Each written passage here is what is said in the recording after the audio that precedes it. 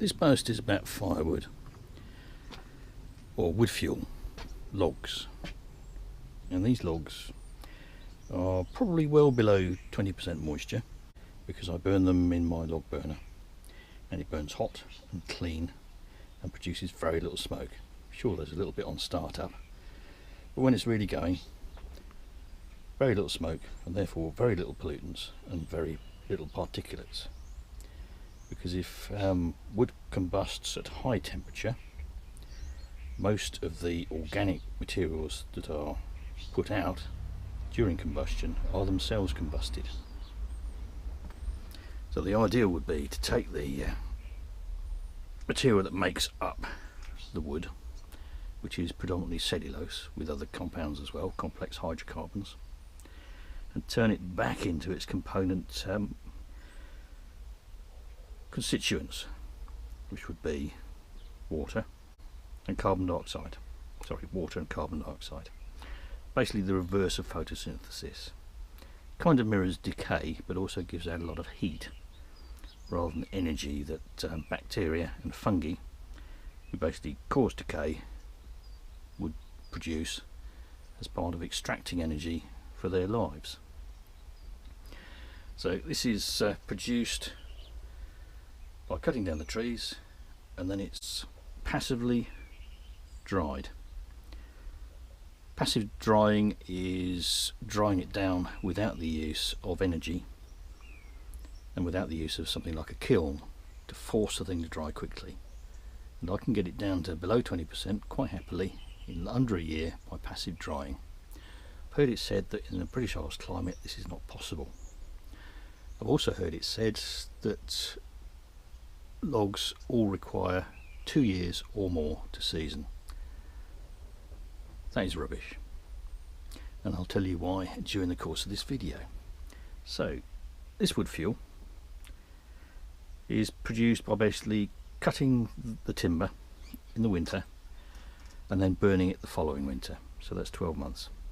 But this was actually cut last March and into early April because I was late, because I got COVID. And it was left out in the wood in a cord in 5 foot lengths, and you see the size of the things, so it's not particularly big.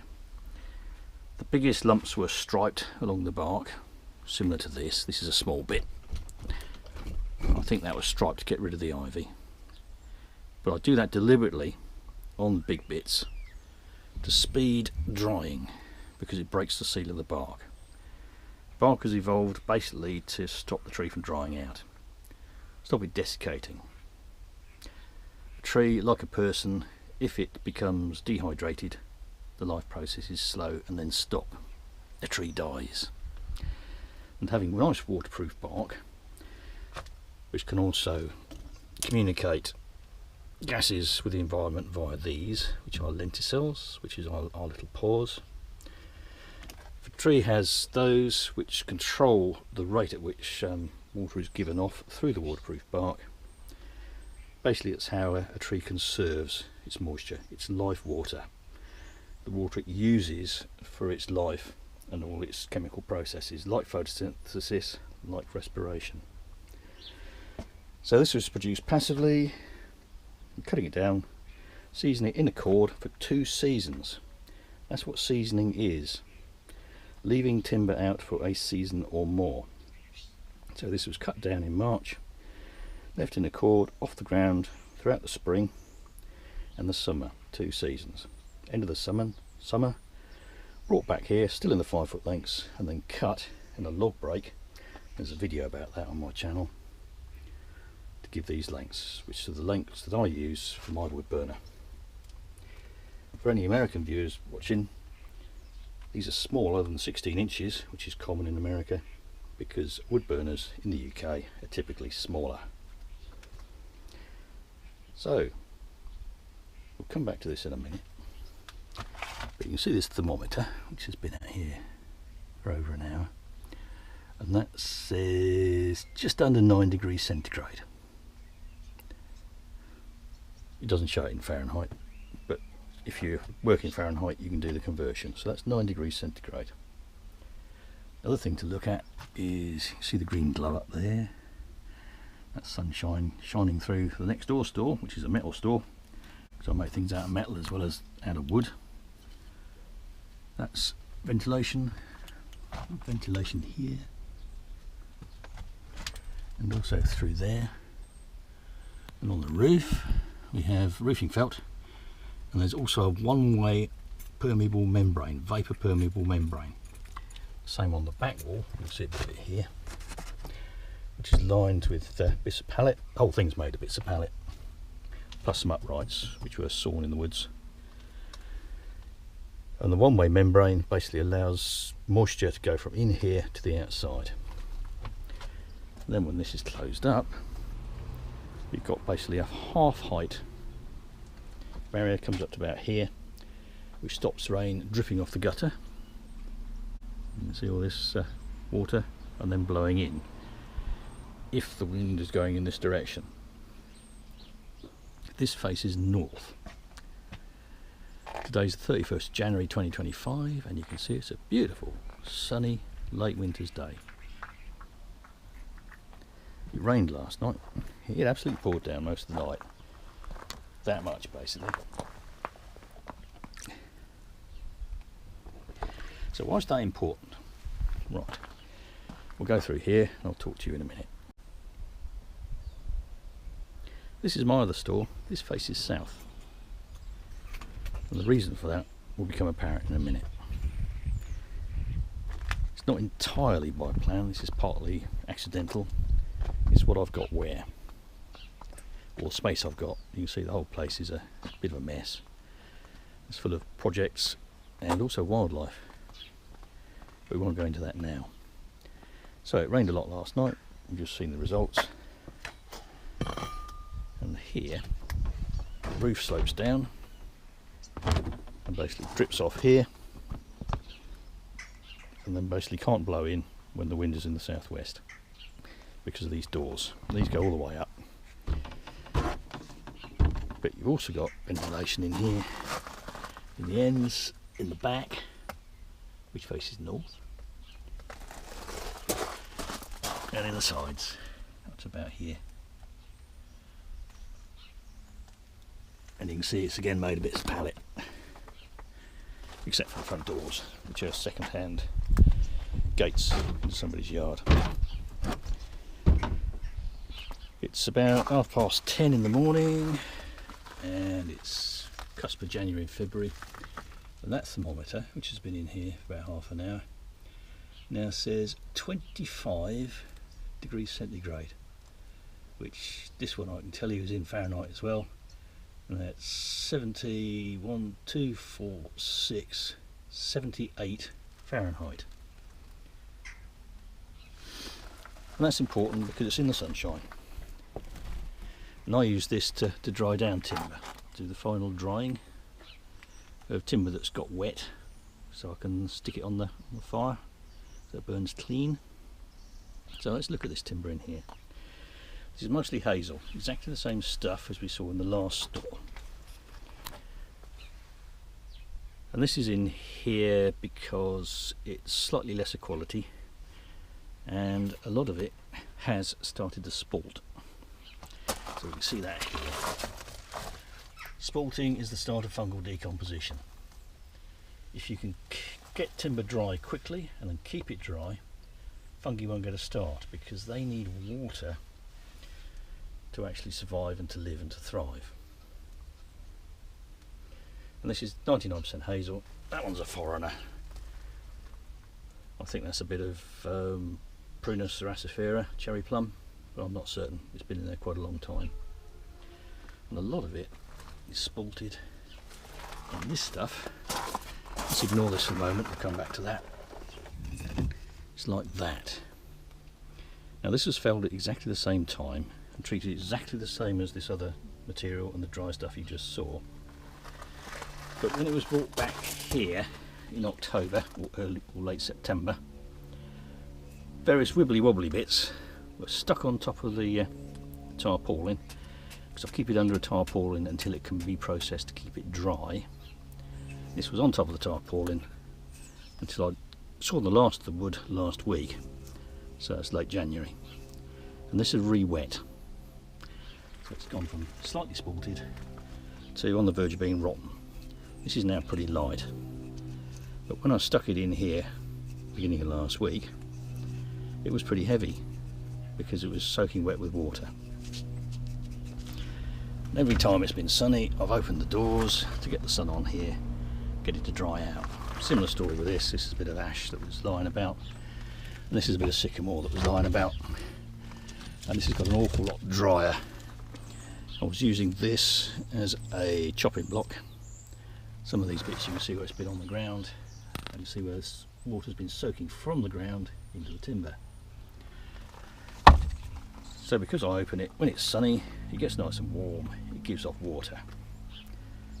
But if I was to leave this out in this form, or big rings split like this, out in the weather through the summer into the autumn, every time it rained it would get re-wet, so drying would be slowed. And because it rains a lot in Dorset where we are, it would get very wet indeed, because at the end of the summer it is dry.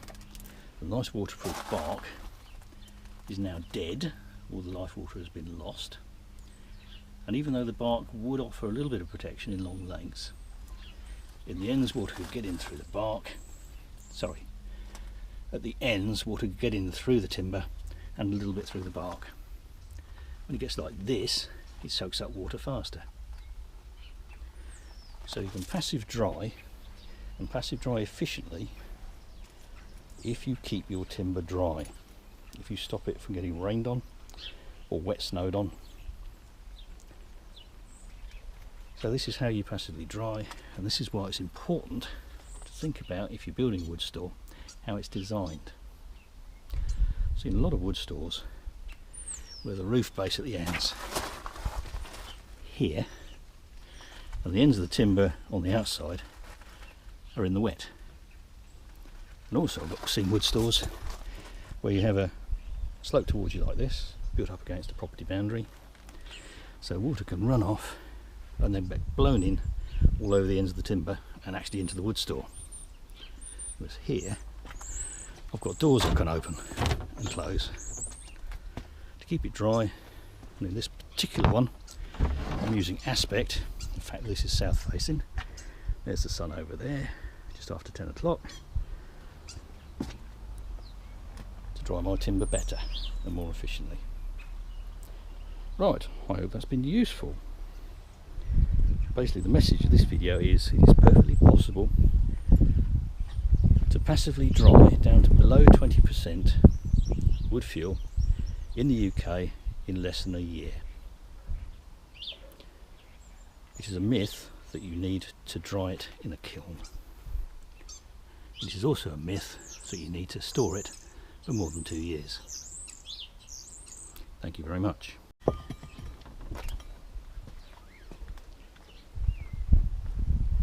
So we've looked at passive drying.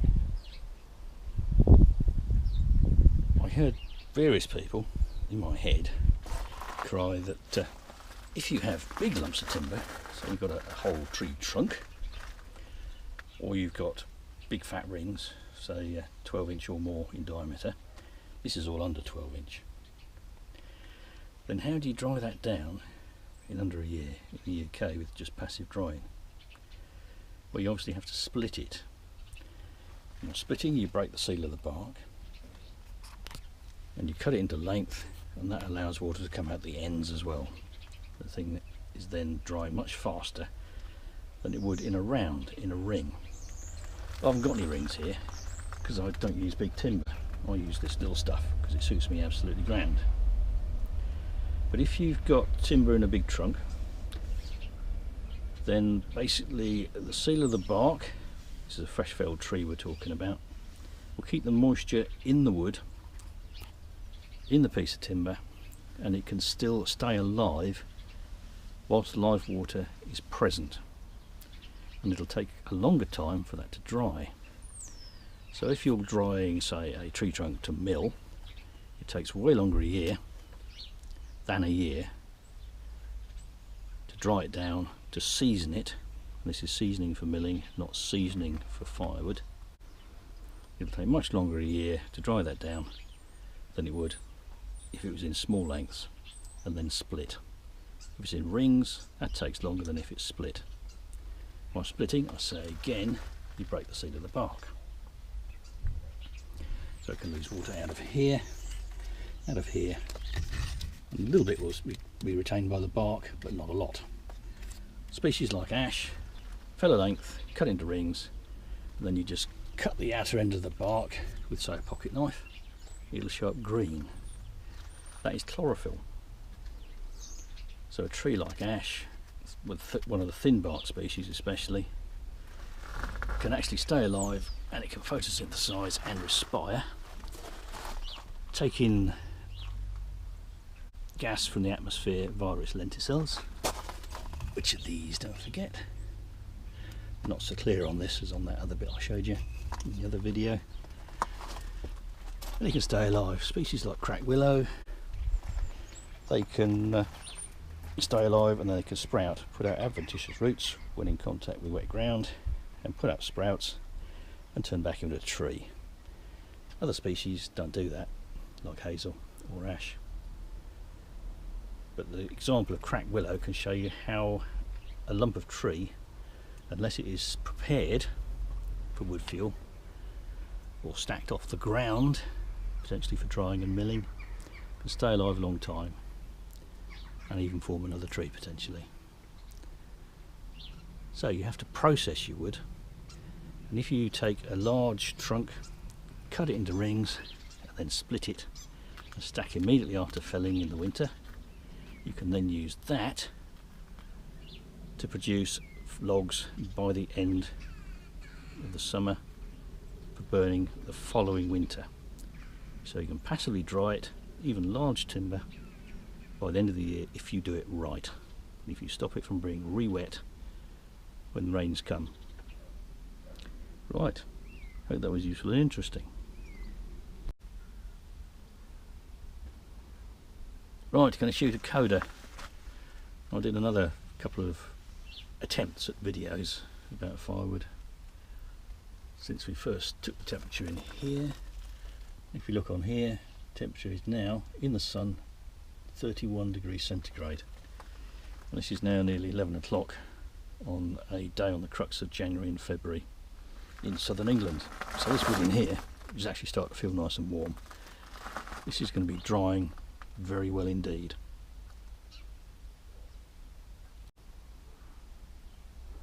I've just walked round from taking the temperature on the other thermometer, and this one still says 9.